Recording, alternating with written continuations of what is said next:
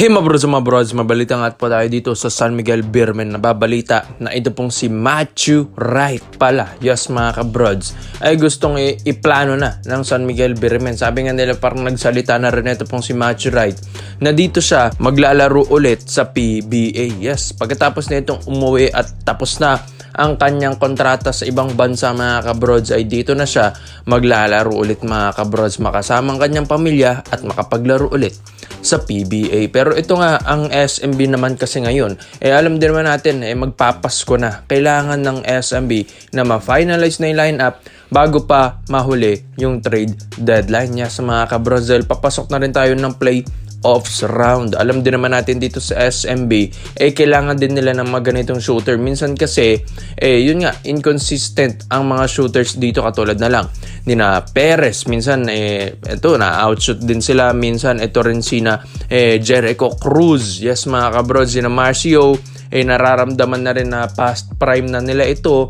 And yung ibang shooters dito mga kabrods, inconsistent na rin. Kahit sabihin natin na ang SMB ay nasa top 5 natin ng standings, syempre, iba pa rin pag meron kang Matthew Wright. Yes mga kabrods, pinag-aagawan nga ngayon ito pong si Matthew Wright dahil hinahabol din nila dun sa trade deadline natin mga kabrods. Ito ba namang si Matthew Wright, kaya pumukol ng tres, one of the best shooter dito sa PBA, at talagang nag-improve ang shooting nito dyan sa Japan B-League mga kabrods. Mas naging leader, mas naging shooter, and yun, na-involve yung kanyang teammates, and mga kabrods, talagang nabuo yung kanyang leadership dyan habang ito yung nagdadala ng koponan mga kabrods. Kung ang Japan B-League nga binubuhat niya yung koponan doon, paano pa dito sa PBA mga kabrods? Kaya malaking bagay kung makuha ng SMB ito pong si Matthew Wright, lalong-lalo na't pinupush na ito ni na Chris Ross and yung coaching staff at management ng SMB, yung pagbabalik dito ni Matthew Wright. Yes mga kabrods, yung rights niyan nasa Phoenix pa. So hindi lang naman si Matthew Wright, maski ito pong si Jamie Malonzo. Yes, alam din naman natin si Malonzo, kakabalik lang din naman dito sa sa Gilas Pilipinas din natin, sa games ng Gilas Pilipinas. Winelcome ito lahat, Hinebra teammates niya, ito pong sina Coach Tim Cone. Yes, parang nawala yung lahat ng mga sakit sa ulo, lahat ng mga issue dito kay Jamie Malonzo. Kaya parang doon pa lang, parang pwede, malay natin, mahilot pa ito ng management ng PBA mga kabrods, ng SBP. Ito pong si Jamie Malonzo. Sayang din kasi yung talent ng player na ito kung matetenga lang. Kung di man ito fit sa ibang bansa, mas fit naman ito sa PBA. Kaya ang San Miguel Beermen ngayon mga kabrods ay gusto nilang makuha ito pong si Jamie Malonzo. Yes, kung ang Hinebra hindi nila ma-workout, ito pong si Jamie Malonzo, well, ang SMB daw ang sasalo dito. Ang SMB ang maglalakad ng issue neto ni Jamie Malonzo at ang kanyang kalagayan ngayon para nga makuha nila ito. Big fish nga daw kung makuha nila si Malonzo. Dito kasi sa Kyoto Hanaris, hindi pa nila alam yung galawan ni Jamie. Hindi pa nila alam paano gamitin, hindi pa nila alam paano i-maximize yung talent nito. Samantala sa ISMB, lalong-lalo na ito pong si Coach Leo Osterin na ilang taon na rin niyang nakakalaban na ito pong si Jamie Malonzo, mas gusto nga daw nila ito maging kakampi dahil sakit sa ulo nga daw ito pag naging kalaban nila. Kaya mga kabrods, pinupush through na ito ni na Chris Ross, lalong-lalo na yan si Chris Ross mga kabrods, yung assistant coach ngayon ng SMB, playing assistant coach mga kabrods, talagang tropang-tropa niya. Ito pong si Jamie Malonzo, gusto niyang tulungan, gusto niyang i-push, para rin naman ito para sa SMB mga kabrods at para rin naman kay Jamie Malonzo. Kumbaga win-win situation ang mangyayari dito mga kabrods. Kung ayaw ng Hinebra, SMB ang maglalakad dito. Kaya ikaw mga kabrods, komenta mo lang ang opinion mo dito. Ito yung mga mabibigat na plano ngayon ng SMB para mas lumakas pa sila. Kunin nila si Matthew Wright and si Jamie Malonzo. Kaya komenta mo lang ang opinion mo dito mga brods at isa-isa natin yan. Brods, Mo Tautua. Yes, alam din naman natin na nasa SMB ito, pero hindi nyo rin alam mga kabrods na gustong ilipat din ito ni Boss Al Francis Chua dito po sa Barangay Hinebra San Miguel. Yes, totoo yan mga kabrods. Ito pong Barangay Hinebra, pilay-pilay nga sa big man position. Tapos yung mga wings pa nawala. 5 players na magagaling nawala sa Barangay Hinebra San Miguel. Tenorio Pesumal, Aljun Mariano, Jamie Malonzo and Maverick Cami, si biruin nyo yan na wala sa Ginebra, tapos wala nang sagot na naman ng Ginebra. 3 years na silang di nagcha-champion, tapos ganito pa yung nangyayari sa kanila. Kaya nga ito pong si Mo Tautua na imbis nga daw na parang umiinit yung upuan niya, umiinit yung pet na lang niya dyan sa SMB, why not ito yung gamitin ni Coach Tim Cone dito sa Barangay Ginebra San Miguel.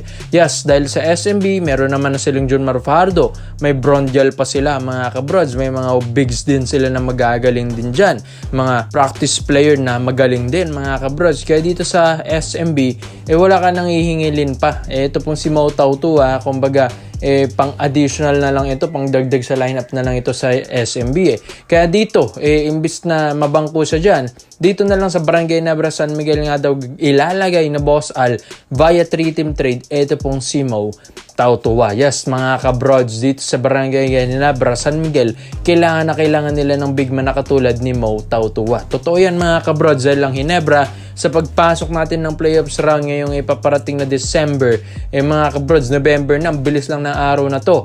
Tapos pagdating ng playoffs round, baka malaglag pang Ginebra dahil alanganin pa yung standing nila. Kaya kailangan palakasin lalo yung lineup ng Barangay Ginebra San Miguel. Kunin nila si Mo Tautua. Kayang-kayang pumukol ng tres. Ang ganda pa ng footwork sa ilalim. 6'8" pa na big man. Matigas-tigas. Parang import din. Ang laking maitutulong nito ni Mo Tautua sa Barangay Ginebra San Miguel. Ang laking tulong dito para kay Japet Aguilar and Jetroy Rosario. So hindi lang naman si Mo Tautua ang isa sa mga gustong kunin ng Ginebra. And ito, gusto na nga rin nilang ibalik. Ito pong si Christian Stonoringer. Yes, ito pong si Stan, si Bulldozer. Yan nga, yung pinaka-isa talaga sa mga project ngayon ng Ginebra na ibalik dito sa lineup nila. Bali-balita reports na ito pong si Stan ay balik loob na rin sa basketball. Nagtitraining ito ng patago, nagpa-practice ng patago. Kaya nga mga brods, biruin nyo yan ang lapit lang neto po ni Stan, yung pinag-i-stayan niyang bahay dyan sa Manila, napakalapit lang doon sa training grounds ng Barangay Ginebra San Miguel. Malay natin, patago itong nagpa-practice dyan sa Ginebra Court. Tapos, pag nagkaroon ng negotiation, patago rin nilang mapapirmahan. Ito pong si Stan sa kanila. Alam din naman natin yung rights ni Stan sa Terra Firma Jeep. Once na ma-release or ma-trade yan ng Ginebra, malaking tulong ito para sa kanila mga kabrods. Gawan ng Ginebra yan, offeran ng Ginebra yan, under the table, para nga makuha ito pong si Bulldozer Christian Stonoringer. Medyo kailangan rin kasi ng Ginebra yan Ito pong si Stan, kahit sabihin natin na may mga past na alitan yan, kapag kailangan mo na yung player, kailangan kunin mo na mga kabrods, kasi baka malaglag pa. Pero 3 years nang hindi nagcha-champion ng Ginebra, tapos malalaglag pa sila, tapos ganito may nangyayari sa team nila, sa lineup nila, nagkalagas-lagas pa. Kailangan nilang kunin. Ito pong si Stan habang maaga pa, dahil baka malaglag pang Barangay Ginebra San Miguel pagdating ng playoffs round mga kabrods. Kaya malaking tulong kung makuha nila si Stan, dahil dami na rin kampyonatong naiambag nito ni Stan sa Ginebra, at alam na rin ni Coach Tim Cone kung paano gamitin si Stonoringer, and alam na rin ni Stan ni Bulldozer kung paano pa champion ng Barangay Ginebra San Miguel. Kaya ikaw mga brods, sa tingin nyo ba si Stan plus Mo Tautua para sa Barangay Ginebra San Miguel, ito na ba yung magbabago at makakapag-champion para sa Barangay Ginebra San Miguel? Dalawang magigiting na big man na to Kaya komento mo lang po nyo dyan mga brods, at iisa-isa natin yan. Salamat po sa panonood mga brods. This is Kings Basketball Trade Hoops. Yun lang, I'm out.